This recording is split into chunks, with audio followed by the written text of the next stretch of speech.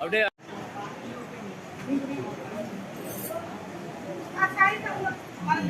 அப்படியே மொத்த காலம் அப்படியே உள்ள போய் விடு அப்படியே உள்ள போய் விடு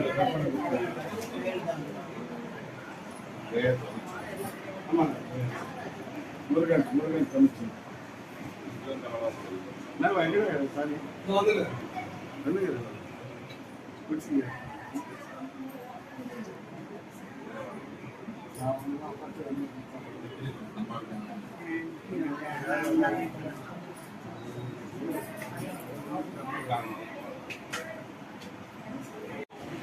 गया काशी अलाहाबाद அப்புறம் காசி யாத்திரா பூர்த்தியாகும் முன்னோர்கள் சத்து போனாரு அவங்களுக்கு மோட்ச பத்தி கையால பிண்டம் தர்ப்பணம் பண்ணணும் ஏங்க மோட்ச இருக்காரு இந்த ஊர்ல ஒரு அசுரன் கஞ்சனாபுரி அந்த அசுரன்னா கும்பகரன் மாதிரி 5 கோசம் வைரம் 100 வருஷம் ஒரே காலத்துல அந்த அசுரன் தாவா பண்ணாரு தாவா பண்ணிக்கு அப்புறம் அந்த அசுரனுக்கு வர கிடைச்சதா அந்த அசுரன் வந்து என்ன கேட்டாரு நான் கண்ணில் யாருக்கு பார்க்கணும் அந்த ஆள் சத்து போனோம் சத்து போயிடுவானு அவருடைய ஆத்மாக்கு நேர சொர்க்கத்தை ஒரு இடம் வேணும் இந்த மாதிரி 100 வருஷம் தாவா பண்ணிக்கு அப்புறம் அந்த அசுரனுக்கு வர கிடைச்சதான ஒரு பிரச்சனை ஆகி போச்சு ஏன்னா நம்ம எல்லாருக்கு பிறந்த நாளுக்கு முன்னாடியே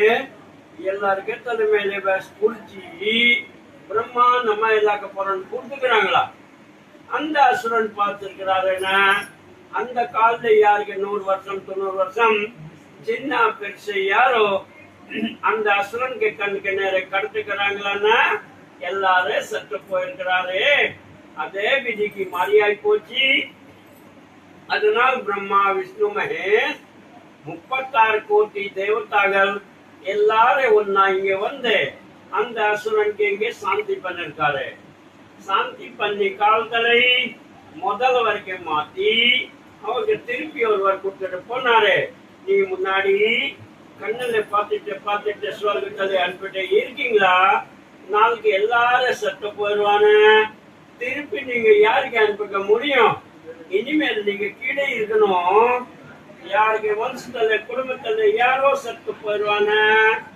அவங்கதான் முன்னோர்களுக்கு நம்பி இங்க வருவாரு வந்துட்டு உங்கள் மேலே உட்காரட்டை யாரோ கையால பித்ரு பூஜை பண்ணுவாங்களான்னு அவங்களுக்கு முன்னோர்களுக்கு நீங்க ஸ்வர்க்கத்துல போறதுக்கு ஒரு வழி கொடுக்கணும் நாங்கெல்லாம் இருக்கிறோம் சத்து போவோம் பிறந்தவோம் சத்து போவோம் 7 ஜென்மம்க்கு உள்ளே 84 லட்சம் யோனி குருவி கிளி பசுமாடி குசு நாக சர்ப்ப மரம் இந்த மாதிரி சத்து போய் ஆத்மாவோ சுத்தி சுத்தி இருக்கிறாங்களா நாங்க வீட்டுல உட்கார்ட்டு எவ்வளவு வருஷம் தேவசம் பண்ணுவோம் பூர்த்தி ஆகாது இந்து சாஸ்திரக்கார் இப்போ பண்ணங்க இதுன்னு அடுத்த வந்து பண்ணங்க கயா பிண்டம் அவசியம் பண்ணியாகணும் அதுக்கு அப்புறம் இந்த ஊர்ல சீதை தசரத சக்கரவர்த்திக்கு பிண்டம் பண்ணாரு அந்த காலையில இங்க பெண்களுக்கு அதிகாரம் மீதி ஊர் காசி ராமேஸ்வரம் பத்ரி இங்கேயோ போயிடலாம் லேடிஸ் பிண்டம் பண்ண முடியாது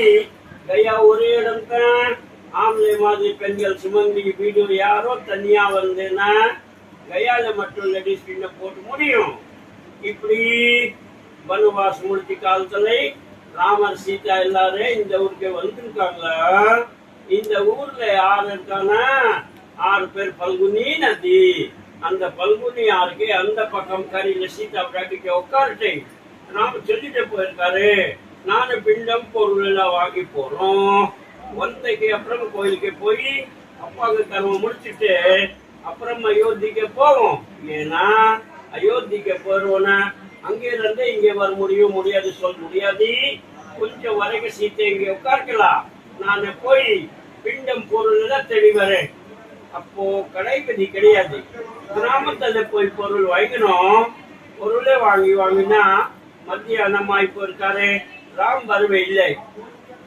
மத்தியானம்க்கு மேலே தசரத சக்கரவர்த்தி கேக்குறாங்களா நானு பசிக்கிறேன் எங்களுக்கு ஒரு பிண்டம் வேணும் நானு பசிக்கிறேன் எங்களுக்கு ஒரு பிண்டம் வேணும் இந்த சவுண்ட் சீதா முன்னாடி காதுல இப்படியோ கடிச்சுதா. சீத்தை உடனே சொன்னாரு, ஆமா மாமா, அதனால நாங்கெல்லாம் இங்க வந்தோம். உங்கள் மகனை பொருள் வாங்கி போயிருக்காரு வராங்களா, உடனே நாங்க எல்லாம் பிள்ளை கொடுக்குறேன், கொஞ்சம் இருக்கலாம் மாமா. தசரத் மகாராஜா என்ன சொன்னா, இல்ல இல்ல எங்க டைம் முடிச்சு போச்சு, இனிமே நான் பெண்களுக்கு அதிகாரமே கொடுத்துக்கிறேன், நீங்களே நமக்கு ஒரு பிண்டம் சீக்கிரம் கொடுத்துக்கலாம். சீத்தை சொன்னா, நான் இப்படி பிண்டம் கொடுக்க முடியும், எங்கள் புருஷன் ஈரோடு இருக்காரு, இந்த கர்மம் நான் பண்ண மாட்டேன் மாமா, பண்ண மாட்டேன்னு சொன்னீங்கன்னா தசரத் மகாராஜா கோபம் வந்து என்ன சொன்னாரு, நீ பிண்டம் கொடுக்கலைன்னா நான் உங்களுக்கு சாபம் தானேன். சீதாவோ கோபம், ஏ மாமா, புருஷ வந்து 14 வருஷம் வனவாஸ் போயிட்டு வந்துட்டீங்களா, திருப்பி உங்க நல்லா பத்தி சௌரி பத்தி எவ்வளவு கஷ்டப்பட்டு இங்கே வந்துக்கிறோம், திருப்பி சொல்றீங்களா சாப்பம் கொடுப்போம், இது என்ன அர்த்தம்?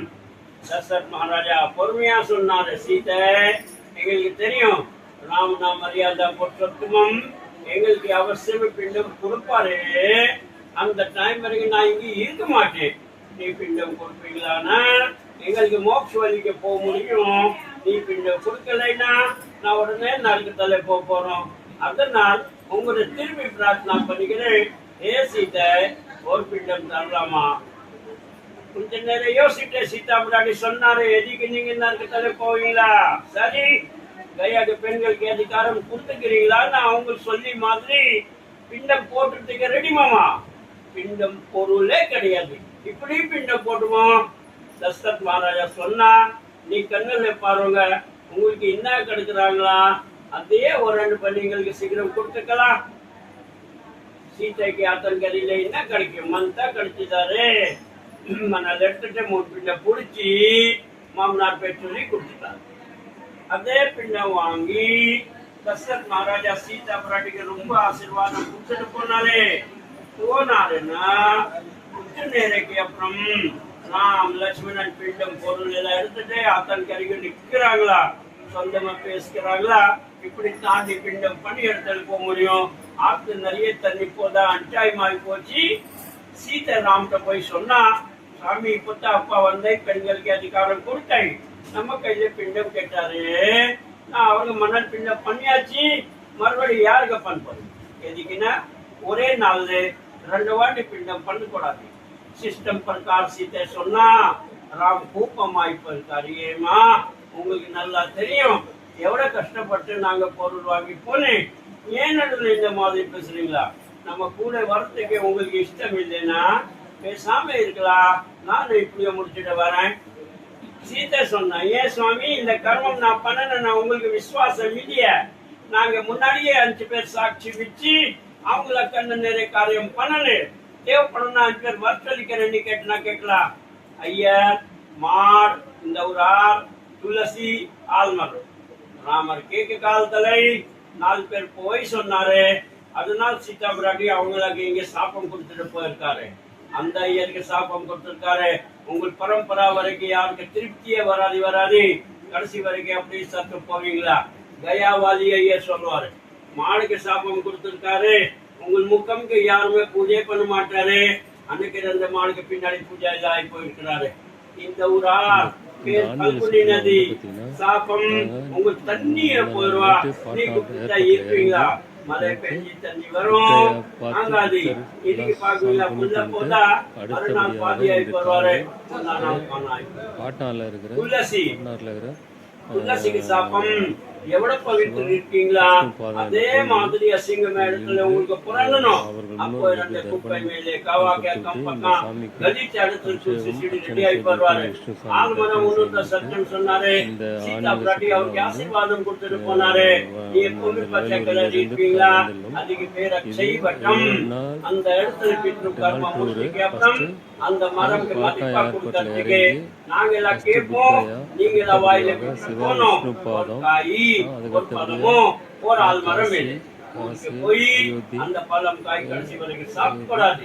இங்க 2 ஆட்டோல ஏறி அங்க வரணும், 32 பின்ன ஒட்டுக்கணும். அப்பா தாத்தா முத்தாத்தா அம்மா பாட்டி முப்பாட்டி, அம்மாவுடைய அப்பா அம்மாவுடைய தாத்தா முத்தாத்தா, அம்மாக்கு அம்மா பாட்டி முப்பாட்டி 12 பின்ன முதல்ல போட்டணும். பித்ரு தோஷம் சொல்லுவாரு, அதுக்கப்புறம் யாருக்கு தாய் மாமா மாமி, அம்மாக்கு அக்கா தங்கச்சி அவரோட வீட்டார், மாமனார் மாமியார், யாரோட கணவர், பெரியப்பா சித்தப்பா பெரியம்மா சித்தி, அத்தை அத்தை புருஷன், சின்ன வயசுல பெரிய வயசுல யாரோக்கு அண்ணன் தம்பி அக்கா தங்கச்சி செட் பண்ணாரு. வம்சம் के உள்ளே परंपरा के உள்ளே யாரோ உடனே செட் பண்ணாரு. बेटा பல் பசங்களா அவங்களாக்கு ஆத்மாவோ எப்பவுமே சுத்தி இருக்கிறாங்களா, அவங்க நஞ்சு பிண்டம் கொடுக்கணும். கர்ப்பையரங்க போயிருக்கிறாங்களா 2 மாசம் 3 மாசம், அவங்களுக்கு ஒரு பிண்டம் கொடுக்கணும். வீட்டுல மாறு சட்டாங்களா, அவன் நம்பிக்கை ஒரு பிண்டம் கொடுக்கணும். பல வேல்கார் நாத்னார் சம்பந்தி பங்காளி முக்கியமான மெம்பர் ஃப்ரெண்ட் சமஸ்கிருத்துகளுக்கு பிண்டம் தர்ப்பணம் பூஜை முடிஞ்சு கடைசியில் எல்லாருக்கும் தானம் பொருள் வரும். ஒரு வேஷ்டி ஒரு துண்டு ஒரு புடவை ஒரு ஜாக்கெட் துணி, முன்னோர்களுக்கு சாப்பிட்றதுக்கு பித்தல் தட்டு சும்பு தம்ளர் பகவத்கீதை கடைசியில் கையில எடுத்துட்டு முன்னோர்களுக்கு நஞ்சு பிராமணாருக்கு அன்னதானம்க்கு 100 200 உங்களுக்கு ஒரு டிமாண்ட் கிடையாது. தட்டுக்கு மேலே வச்சு மணி சாஸ்திரி கொடுத்துட்டு நமஸ்காரம் பண்ணி பிண்டம் எடுத்துட்டு மகாவிஷ்ணு பாதத்தில் போய் கரைச்சிட்டு கடைசியில சீதாமரம்க்கு போனோம். நாங்க தர்வை மோதிரை முன்னாடி கொடுப்போம். அவுட் பண்ணிட்டு பிடிச்சிட்டு மரம்க்கு போடணும், தண்ணி ஊற்றிக்கணும். ஒரே பிரகாரம் பண்ணி மரம்க்கு கீழே 5 ரூபா 10 ரூபா அவசியம் போடுங்க. போட்டுட்டு கையை கால் கழுவிட்டு பண்ணுங்க. இது கர்மம் பண்ணிட்டு 2 ரேட் இருக்கு. ஒரு 1000 ரூபாய்க்கு இருக்கு, ஒரு 1500 ரூபாய்க்கு இருக்கு.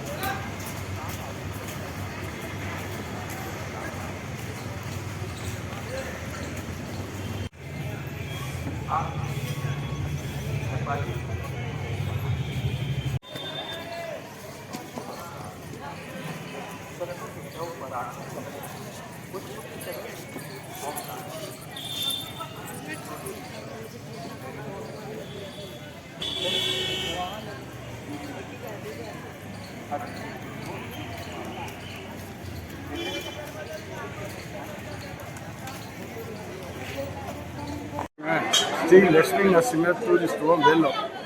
நாங்கள் ஒரு ஆன்மீக சுற்றுலா வந்தோம். பாட்னாவில் வந்து இறங்கிட்டு அங்கேருந்து புறப்பட்டு புத்தகையா தரிசனம் பண்ணோம். அடுத்தது வந்து இங்கே கையால் வந்து தரிசனம் பண்ணிட்டு இங்கே வந்து முன்னோர்களுக்கு பாதத்தில் வந்து இங்கே வந்து பூஜை பண்ண வந்திருக்கிறோம். முக்கியமாக வந்து லேடிஸுக்கு தர்ப்பணம் கொடுக்கலாம். அவங்க தாத்தா பாட்டி எல்லாருக்கும் முன்னோருக்கு எல்லாருக்கும் தர்ப்பணம் கொடுக்கலாம். இதுக்கு அடுத்தபடியாக காசிக்கு போய் சொல்கிறோம். காசியில் வந்து காசி விஸ்வநாதர், அன்னபூரணி,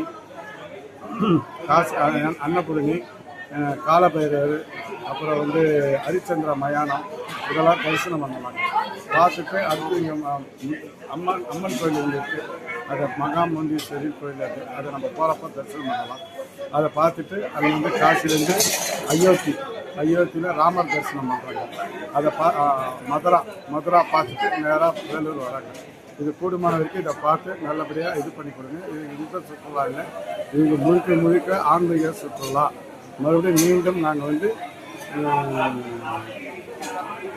மீண்டும் ஜூலை 10ஆம் தேதி மீண்டும் இங்கே வருகிறோம். வரவங்க தாராளமாக வந்து கலந்துக்கலாம், பார்த்து பூஜை பண்ணலாம். இதுவே சுபம்.